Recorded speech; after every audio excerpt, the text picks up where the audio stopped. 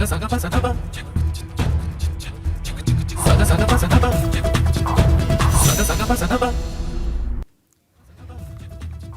स्वागत है आपका एबीपी गंगा में। मैं हूं अवधेश, आप देख रहे हैं मेगा न्यूज बुलेटिन सत्याग्रह।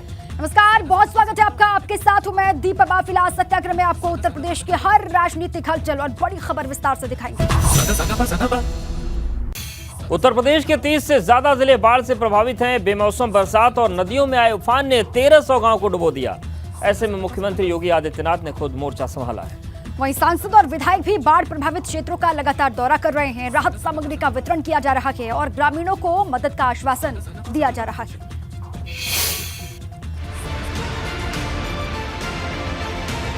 फसलें बर्बाद हो गईं, रास्ते टूट गए, गांव के चारों तरफ पानी है और मुश्किल में जिंदगानी। मुश्किल के समय में सीएम योगी आदित्यनाथ बाढ़ प्रभावित क्षेत्रों का दौरा कर रहे हैं। पिछले 3 दिन के भीतर मुख्यमंत्री योगी आदित्यनाथ ने महाराजगंज, गोरखपुर समेत कई जिलों का दौरा किया, मदद का आश्वासन दिया है। अतिवृष्टि के कारण भी भारी नुकसान हुआ है और उन सब का सर्वेक्षण करने, पीड़ितों को तत्काल राहत सामग्री वितरण करने और प्रत्येक जगह समीक्षा के दृश्य में स्वयं भी जा रहा हूं। हर प्रभावित क्षेत्रों में हमारे मंत्री समूह भी दौरा कर रहे हैं, राहत कार्य की निगरानी कर रहे हैं। मुख्यमंत्री के साथ साथ भाजपा सांसद और विधायक भी बाढ़ प्रभावित क्षेत्रों का दौरा कर रहे हैं। कुशीनगर के सांसद विजय दुब नाव के जरिए बाढ़ प्रभावित क्षेत्र में पहुंचे तो स्थानीय विधायक विवेकानंद पांडे ने ट्रैक्टर सवार होकर बाढ़ प्रभावित गांव में पहुंचे, ग्रामीणों को राहत सामग्री वितरित की। पहले के सरकारों में खाना पूर्ति होती थी, लेकिन देखे होंगे कि 2017 के बाद से योगी आदित्यनाथ जी महाराज ने भरपूर बाढ़ राहत सामग्री, एक परिवार कम से कम 15 दिन आराम से भोजन बिना दिक्कत न हो। और इसके पहले भी जब यहाँ पानी आया था तो हम लोग जिला प्रशासन को लगाकर और भोजन की व्यवस्था में कोई भूखा न सोए इसका चिंता किए थे। हालांकि ग्रामीणों को नहीं लगता कि सरकार की ओर से भेजी जा रही राहत सामग्री से नुकसान की भरपाई होने वाली है। ये जो सरकार की तरफ से राहत सामग्री बांटी जा रही है उससे हमें नहीं लगता है कि हमारे क्षेत्र में वैसा कोई राहत मिलेगा, क्योंकि जितने भी फसल कटा था, धान काटे थे, जैसे में गन्ना कट गया, कितना लोगों का बाढ़ के कटान में गन्ना कट गया। जो व्यक्ति अपने लड़की का शादी करने के लिए गन्ना लगाया था उसका गन्ना कट गया बाढ़ में, और जो व्यक्ति धान काट कर छोड़ा था उसका बाढ़ आया और बाढ़ में पूरा विलीन हो गया उसका धान। तो वैसे थोड़ा सा जो किट बांटा जा रहा है उससे कोई फायदा नहीं हमें दिख रहा। कुशीनगर की खड्डा तहसील क्षेत्र में बड़े पैमाने पर फसल बर्बाद हुई है। किसानों की चिंता है कि आने वाले वक्त में उनका पेट भरेगा, खर्चा कैसा चलेगा। Bureau report, ABP Ganga.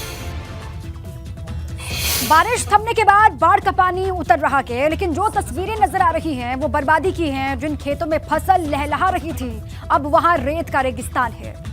Shravasti में धान की लहलहाती सैकड़ों एकड़ फसल रेत के नीचे दफन हो गई है। सरकारी आंकड़े के मुताबिक धान की करीब 75% फसल बर्बाद हो गई है।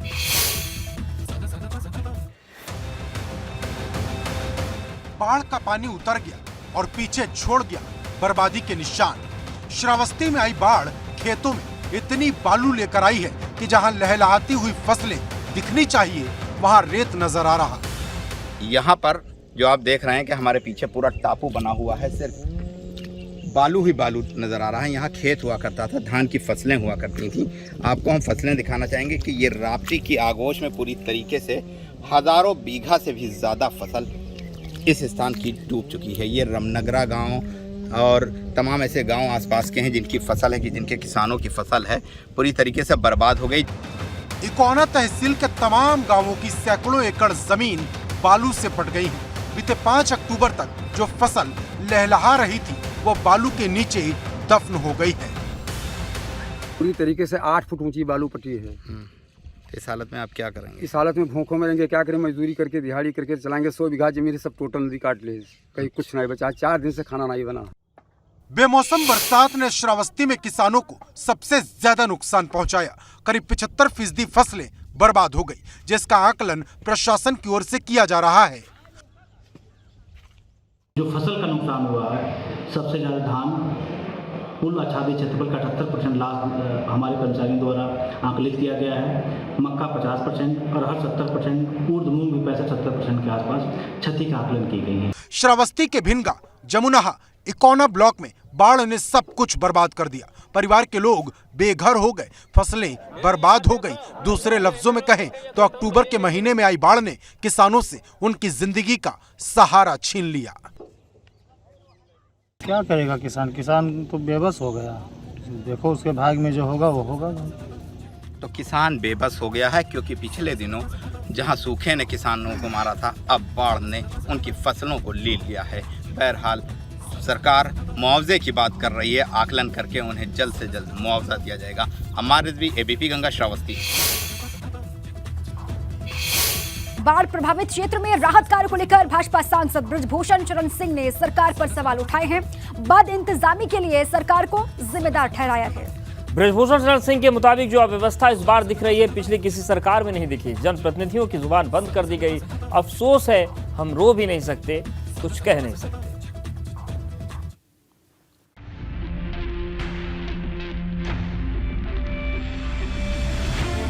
अक्टूबर के महीने में बाढ़ विकराल है और सत्ताधारी दल भाजपा के सांसद अव्यवस्था को लेकर सरकार पर लाल हैं। जिला प्रशासन के बारे में मत ही पूछिए तो अच्छा है।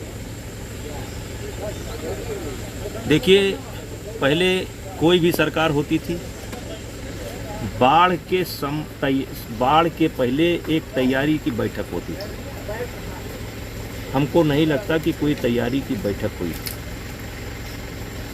और भगवान के भरोसे लोग हैं। गोंडा में घाघरा नदी उफान पर है।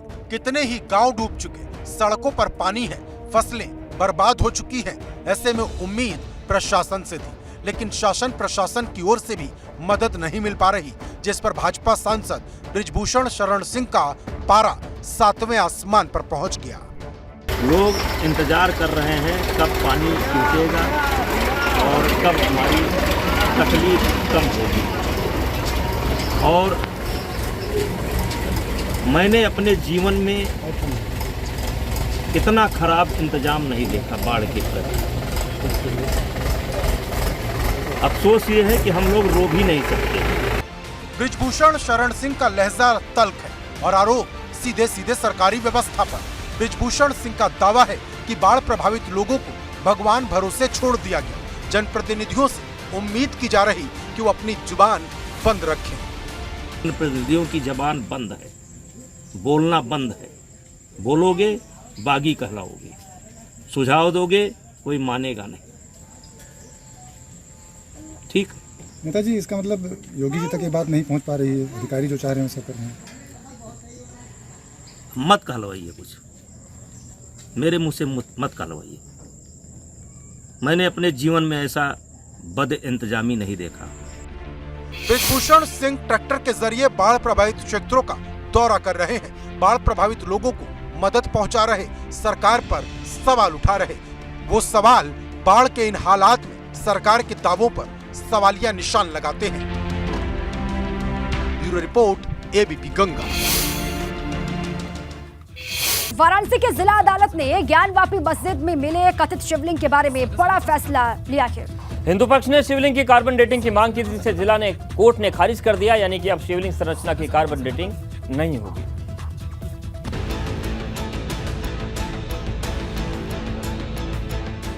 ज्ञानवापी सर्वे के दौरान वजूखाने में मिले इस आकृति की कोई जांच नहीं होगी। कोर्ट की ओर से अपने फैसले में साफ कर दिया गया है कि मस्जिद में मिले कथित शिवलिंग की कार्बन डेटिंग कराकर इसकी उम्र के संबंध में वैज्ञानिक साक्ष्य हासिल नहीं किए जाएंगे। साथ ही कोर्ट ने रडार पेनिट्रेशन जांच से भी मना कर दिया है। वाराणसी के जिला अदालत ने हिंदू पक्ष की मांग खारिज कर दी है। जिला जज ए.के. विश्वेश ने फैसला सुनाते हुए कहा कि अभी किसी जांच की जरूरत नहीं है। 5 हिंदू महिलाओं ने ज्ञानवापी मस्जिद के वजूखाने में मिली शिवलिंग जैसी संरचना की उम्र, लंबाई और चौड़ाई पता लगाने के लिए इस वैज्ञानिक जांच की मांग की थी। जांच के लिए भारतीय पुरातत्व सर्वेक्षण को आदेश देने की अपील की गई थी। अदालत ने कथित शिवलिंग संरचना के एसआई सर्वे की मांग को खारिज कर दिया। न्यायालय में माननीय न्यायाधीश के समक्ष उन्होंने स्पष्ट कर दिया कि अभी कार्बन डेटिंग इत्यादि अब राडार पेनिट्रेटिंग की आवश्यकता नहीं है। अतः माननीय न्यायाधीश महोदय ने कहा कि इस विषय पर अब इस बात को यहीं समाप्त किया जाए। हम उच्च न्यायालयों में भी अपनी बात रखेंगे, क्योंकि विज्ञान की कसौटी पर जीवन जिया जा सकता है। रचना का दावा है और उसको डाइवर्ट करने के लिए बिला वजह कार्बन डेटिंग एप्लीकेशन दी गई थी। इसका भी हम लोगों ने लिखित विरोध किया था और ये ऑब्जेक्शन और बहस भी किया था। उसको माननीय न्यायालय ने मानते हुए और सुप्रीम कोर्ट के आदेश का सम्मान करते हुए कार्बन डेटिंग की एप्लीकेशन निरस्त की। माना जा रहा है कि अब हिंदू पक्ष इस फैसले के खिलाफ सुप्रीम कोर्ट में अपील करेगा। दुनिया में कभी रास्ता बंद नहीं होता है। राम जन्मभूमि के बहुत बार रास्ते बंद हुए और खुलते चले गए। Wait for the court, go with court and also pursue by a court.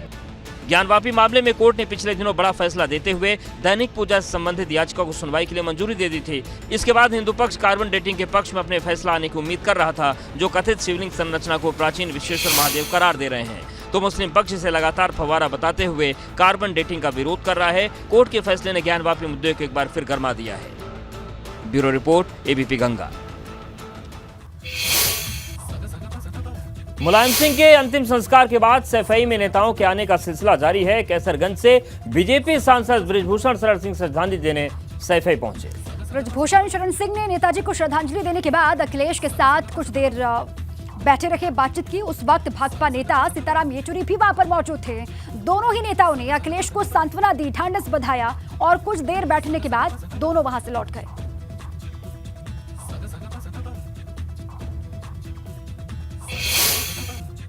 का सम्मान सब लोग करते हैं, लेकिन विरोधियों का सम्मान किस प्रकार से किया जाता है, ये बात स्वर्गीय मुलायम सिंह जी से ही सीखना चाहिए कि विरोध जिसने जीवन भर विरोध किया हो और सामने पड़ जाए और कुछ मांग ले तो ना नहीं करते।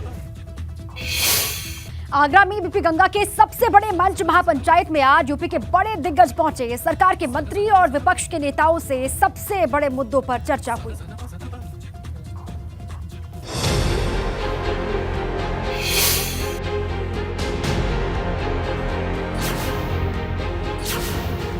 ताज नगरी में तूफानी टक्कर, आमने सामने सियासी दिग्गज।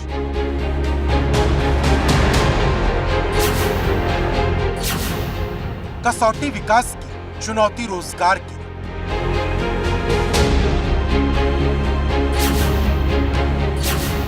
चुभते सवालों की बौछार, पक्ष विपक्ष में आर पार। सबसे बड़े मंच पर महापंचायत में केंद्रीय राज्य मंत्री एसपी सिंह बघेल ने दावा किया कि 2024 में फिर से कमल खिलेगा।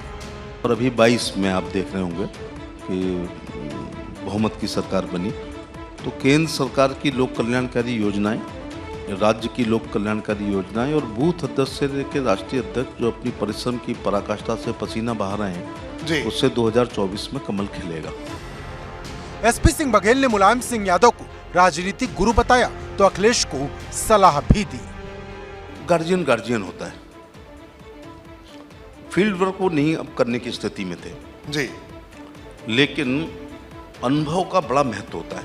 अगर कोई सलाह ले तो उनकी सलाह से बहुत चीजें काम आती हैं। सबसे बड़े मंच महापंचायत पर एमएसएमई मंत्री राकेश सचान भी आए। उन्होंने दावा किया कि भाजपा ने जो कहा वो किया। एमएसएमई नीति जो 17 में चल रही थी, 17 से 22 तक जो वो नीति चली, उसमें लोगों को, उद्यमियों को वो लाभ नहीं मिल पाया, क्योंकि जीएसटी लिंक था। उसमें जीएसटी लिंक होने के कारण पूरे 5 साल में जब एमएसएमई ने नीति बनाई, भारी उद्योग ने बना दी, उन्होंने भी इसको रख लिया, तो उद्यमी हमारे यहाँ भी जाता था, भारी उद्योग में भी जाता था, तो वो इसका लाभ नहीं ले पाए। तो हमने सबसे पहले तो जीएसटी से डीलिंक कर दिया। तो अब जीएसटी से डीलिंक होने के कारण हमारे जितने भी उद्यमी हैं उनको इसका लाभ मिलेगा। महापंचायत में कारागार राज्य मंत्री धर्मवीर प्रजापति ने कहा कि अब जेल के नियम बदल गए हैं। अब हम बैरक खोलते हैं तो गायत्री मंत्र का उच्चारण का प्रभाव ये है कि बंदी स्वयं आकर के अपना लाइन में लगते हैं, प्रार्थना करते हैं, गायत्री मंत्र का उच्चारण करते हैं। प्रत्येक मंगलवार और प्रत्येक शनिवार को हनुमान चालीसा का पाठ, रामायण का पाठ और सुंदरकांड का पाठ हर जेलों में है।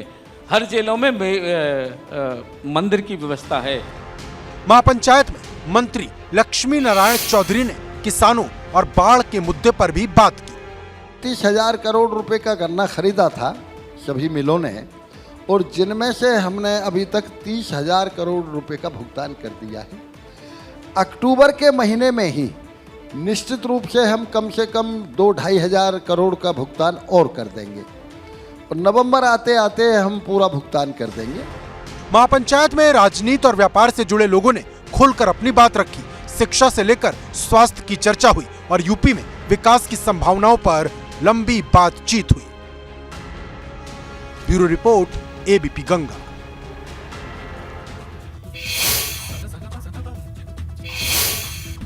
संगम नगरी प्रयागराज में डेंगू का प्रकोप लगातार बढ़ रहा है। अब तक 500 से ज्यादा लोग डेंगू की चपेट में आ चुके हैं। सिर पर इलाहाबाद हाईकोर्ट भी चिंता इस पर जता चुका है। लेकिन अब तक बस्तियों में मच्छरों की रोकथाम के लिए अभियान को तेज नहीं किया गया है। शहर के अलग अलग हिस्सों में गंदगी फैली हुई है। वहीं अस्पतालों में इलाज की व्यवस्था पर भी सवाल खड़े हो रहे हैं।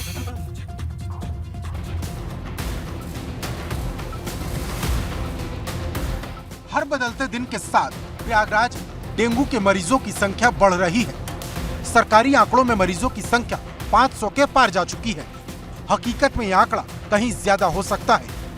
बावजूद इसके सरकारी महकमे की चाल सुस्त है। किसी प्रकार की साफ सफाई कुछ नहीं, ना हमारे पार्षद द्वारा ना हमारे मेयर द्वारा किसी प्रकार का कुछ नहीं हो रहा। हमारे यहाँ डेंगू के केसेस बढ़ते जा रहे हैं। हमारे बच्चे, हमारे परिवार के तमाम लोग स्वरूप रानी, बेली, तमाम हॉस्पिटल प्राइवेटों में एडमिट हैं, जिनको न वो प्लेटनेस मिल रही है न किसी प्रकार की सरकारी सुविधाएं मिल रही। सरकारी अस्पतालों में वार्ड फुल हैं, मरीज परेशान हैं। बस्तियों में मच्छरों की रोकथाम और दवाई के छिड़काव का अभियान अब तक सुस्त पड़ा है। टीमें जो हमारी हैं, जो घर घर में जा करके एंटी लार्वा की स्प्रे कराती हैं, और साथ में हमारे पास 6 टीमें ऐसी हैं जो पानी है जहां भरा हुआ है, कूलर, एसी, फ्रिज, वो साफ कराती हैं। 3 हमारे मलेरिया इंस्पेक्टर हैं, 6 सुपरवाइजर्स हैं। हमने इस समय यहाँ पे 1 डिप्टी CMO, 2 हमने DHO लगा रखा है तथा मलेरिया अधिकारी, 4 लोग सुपरविजन कर रहे हैं चारों एरिया में जा करके। यह हाल तब है जब हाईकोर्ट डेंगू के प्रकोप पर चिंता जता चुका है। खुद डिप्टी CM केशव प्रसाद मौर्य बेली हॉस्पिटल का निरीक्षण कर निर्देश दे चुके हैं। ओर से सभी तैयारियां दुरुस्त रखने के निर्देश भी दिए गए हैं, लेकिन जिस तेजी के साथ डेंगू से पीड़ित पेशेंट आ रहे हैं उसको ध्यान में रखते हुए तैयारियों को और बड़ा करने की ज़रूरत है। आज मैंने समीक्षा बैठक भी की है और आज यहाँ पर निरीक्षण भी किया है। इस साल सितंबर के आखिर में प्रयागराज बाढ़ की चपेट में था और अक्टूबर में हुई बारिश गंगा और यमुना नदी को उफान पर ले आई। कई इलाकों में कीचड़ जमा है जहां मच्छर पनप रहे। Bureau report, ABP Ganga. मुख्यमंत्री योगी आदित्यनाथ ने गोरखपुर के 2 दिवसीय दौरे के दौरान और दूसरे दिन बाढ़ग्रस्त कैंपियरगंज और सहजनवा क्षेत्र का हवाई सर्वेक्षण किया है। और इस दौरान उन्होंने कैंपियरगंज के जेपी इंटर कॉलेज और ताई जनवा के मुरारी इंटर कॉलेज में बाढ़ पीड़ितों में राशन का वितरण किया और उनका हालचाल जाना। तो सीएम योगी ने कहा कि सरकार बाढ़ पीड़ितों के हर मुश्किल में साथ खड़ी है। राशन से लेकर आवास के क्षतिग्रस्त होने पर उन्हें मुख्यमंत्री सहायता कोष से मदद की जाएगी। अगर मकान पूरी तरह क्षतिग्रस्त हो गया है तो उन्हें मुख्यमंत्री आवास योजना में 1,20,000 रुपए की सहायता, आंशिक रूप से हुआ है तो उसी प्रकार की सहायता आपदा राहत कोष से तत्काल उपलब्ध करवाने के निर्देश दिए गए हैं। इसके साथ ही यह भी व्यवस्था बनाई गई है कि प्रत्येक उन सभी परिवारों को जो अगर किसी परिवार में आपदा के कारण कोई जनहानि हुई हो तो 4 लाख रुपए की सहायता उस परिवार को तत्काल उपलब्ध करवाएं।